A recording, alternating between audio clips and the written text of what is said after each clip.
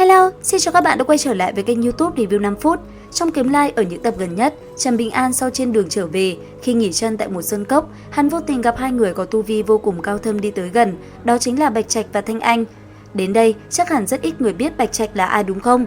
Hơn nữa, ngoài sự bí ẩn, Bạch Trạch còn là kẻ quay xe khét lẹt nhất man hoang thiên hạ, đồng thời kiêm luôn vị trí bảo kê uy tín nhất của yêu tộc. Vậy, lão đẹp trai này là ai? Hãy cùng kênh YouTube Review 5 phút tìm hiểu nhé! Đầu tiên, Bạch Trạch chính là chiến thần mang số má bậc nhất đất man hoang, cũng là đại tổ thứ thiệt của chốn này.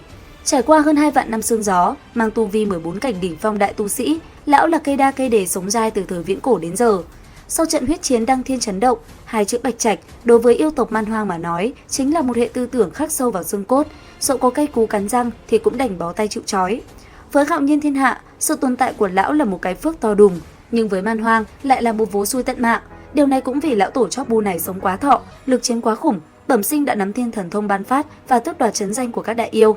Bởi vậy, yêu tộc man hoang dù có ôm cục tức to trả bá, dù có cây cú cỡ nào thì trung quy cũng đành ngậm ngùi, sơ tay xin hàng, đập không lại tiễn lão đi chầu trời cũng không xong, đó chính là hiện thực phũ phàng nhất. Vạn năm trước, bất kể là đại yêu đi ngang ngoài vòng pháp luật ở man hoang hay kiếm tu đỉnh tiên trong giới luyện xí sĩ, hễ đụng chạm tới Bạch Trạch thì đều nhận vé đi chầu ông vải.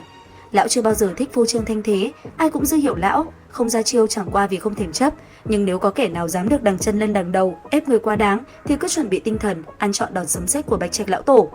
Nhớ lại thời viễn cổ bên đống lửa trên đỉnh núi, một hồi anh em cọc trèo cùng chung chí hướng ngồi chém gió, trong mắt là tương lai nhân gian, trong tim là đại nghĩa thương sinh, họ là bạn chí cốt vào sinh ra tử, là huynh đệ kề vai sát cánh. Và tất nhiên, 10 vị hào kiệt viễn cổ của nhân gian cùng Bạch Trạch đều góp mặt trong hội đó vì sự tồn vong của cả nhân gian. Họ dứt khoát giấy binh chỉ thiên, mở ra trận combat quyết tử với thiên đình.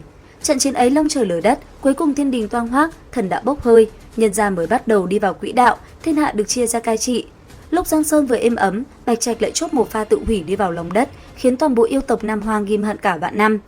Ngày hôm đó, lão đã tự tay giao nộp chân danh của toàn bộ đại yêu man hoang thiên hạ cho tiểu phu tử, đúc nên chiếc đỉnh lớn nhất khắc tên yêu tộc, dùng món pháp khí vô địch này để giảm mặt lũ yêu, chốt hạ luôn vụ man hoang nhảy sang cướp bóc xứ người. Lão đặt rất nhiều kỳ vọng vào sự giáo hóa của Nho gia, sẵn sàng lấy sự nhẫn nhịn của yêu tộc để đổi lấy sự bình yên cho nhân gian. Vậy nên, lão cam tâm tình nguyện xa quê hương man hoang, một thân một mình đến hạo nhiên thiên hạ, chiếm trệ ngồi chiếu trên trấn thủ vùng trấn lâu, bảo vệ thái bình cho một phương. Sau này, khi kiếm khí trưởng thành thất thủ, yêu tộc Nam Hoang rầm rộ kéo quân sang cắn trộm, hạo nhiên thiên hạ ngập trong khói lửa. Ấy thế mà Bạch Trạch lại chọn cách ngồi im, khoanh tay ngó lơ, chỉ vì trong bụng lão vẫn ôm ấp cái mộng tưởng nhân yêu hai tộc có thể chung sống hòa bình.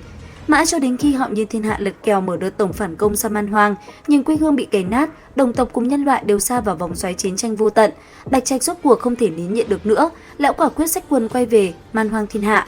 Lão giải bản mệnh thần thông, gọi mấy đại yêu đang ngủ đông dậy, sắn tay áo xanh chín với người anh em thân thiết năm xưa, nay là Lệ Thánh tiểu phu tử.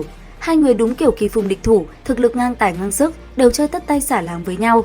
Trong vụ va chạm rực lửa đó, Bạch Trạch trực tiếp lấy thân thể gánh trọn một kiếm của lão đại kiếm tiên Trần Thanh Đô mà không hề bật lại, trong lòng chỉ giữ một bầu tâm sự xót xa, bởi vì lão thừa biết người cố nhân này sắp sửa tan biến hoàn toàn khỏi đất trời, sẽ chẳng bao giờ còn cơ hội tương phùng nữa. Ngày xưa, từ rất lâu rồi, Bạch Trạch từng khuyên Trần Thanh Đô lùi sang Tây phương Phật quốc để tránh bão, nhưng vị kiếm tu đội trời đạp đất ấy chỉ buông đúng một câu chê bai rằng sợ chết thì làm kiếm tu làm gì, để rồi sau đó ông ta thẳng thừng từ chối. Sự ngông cuồng của kiếm tu rốt cuộc đã khiến ông và lòng tốt của Bạch Trạch cứ thế lướt qua nhau. Với yêu tộc man hoang mà nói, Bạch Trạch vốn dĩ là cái ô che mưa che nắng chuẩn không cần chỉnh, đồng thời còn là trụ cột đứng mũi chịu sào của cả tộc. Thế nhưng vạn năm trước, lão lại chủ động vứt bỏ lợi ích của yêu tộc, dùng đỉnh lớn chứa chân danh để trói chân anh em đồng loại. Nhìn qua thì tưởng là cớ sự thê thảm của yêu tộc, nhưng thực chất lão đang trở lại một khe cửa sống cho man hoang. Nếu không có Bạch Trạch kim cương, lũ đại yêu bẩm sinh đã có sức khỏe trâu bò, tính tình lại bốc đồng thích đập phá, chắc chắn sẽ nhởn nhơ coi trời bằng vung. Bọn chúng mà cứ đi cà khịa khắp nhân gian, khơi mào khói lửa liên miên, thì kiểu gì yêu tộc cũng chuốc lấy vé bay màu tập thể, đến cả cơ hội sinh sôi nảy nở suốt một vạn năm cũng tịt ngòi, sớm muộn gì cũng bị diệt cỏ tận gốc. Còn sự chiếm trệ của Bạch Trạch vốn dĩ đã là một thứ sức mạnh không thèm lên tiếng, nhưng thừa sức đè đầu cưỡi cổ cả thiên địa. Đạo lý hợp đạo thập tứ cảnh của lão cực kỳ bá đạo, yêu tộc man hoang thiên hạ càng vơi đi thì sức mạnh của lão lại càng khủng bố. Giả dụ yêu tộc thượng ngũ cảnh mà dụng đi một nửa, thực lực của lão sư dư sức sánh ngang với tam giáo tổ sư năm xưa. Giờ đây, tam giáo tổ sư đã không còn ở nhân gian, Bạch Trạch nghiễm nhiên ngồi chung mâm với những đại tu sĩ chạm sát ngưỡng thập ngũ cảnh nhất của cả giải thiên địa này. Cũng chính vì thực lực độc cô cầu bại này, sau khi ranh giới thiên địa đả thông, Trịnh Cư Trung, Trần Thanh Lưu cùng Á Thánh đã lập kèo đánh hội đồng. Thậm chí còn nhốt lão vào dòng sông thời gian, dùng đủ mọi cấm thuật mưu hành kế bẩn mà cuối cùng bọn họ vẫn không tài nào ép lão đi chầu ông bà ông vải cho được. Đứng trước hàng tá gạch đá cùng thái độ hãn tài của các thế lực trên trời, Bạch Trạch chưa một lần thanh minh, tâm nguyện từ đầu đến cuối của lão chỉ là nhân tộc và yêu tộc có thể sống cùng nhau trong mâm thái bình của thiên địa. Khổ nỗi, lòng người lập mặt như bánh tráng, yêu tộc thì lại hiếu chiến, lúc nào cũng hăng hái đòi công nghệ va rồi đánh đấm. Bởi thế mà hai bên đều chịu bó tay trong việc tự kiểm soát, thành ra cái tâm nguyện ấy cuối cùng của Bạch Trạch rốt cuộc cũng chỉ là xôi hỏng bóng không.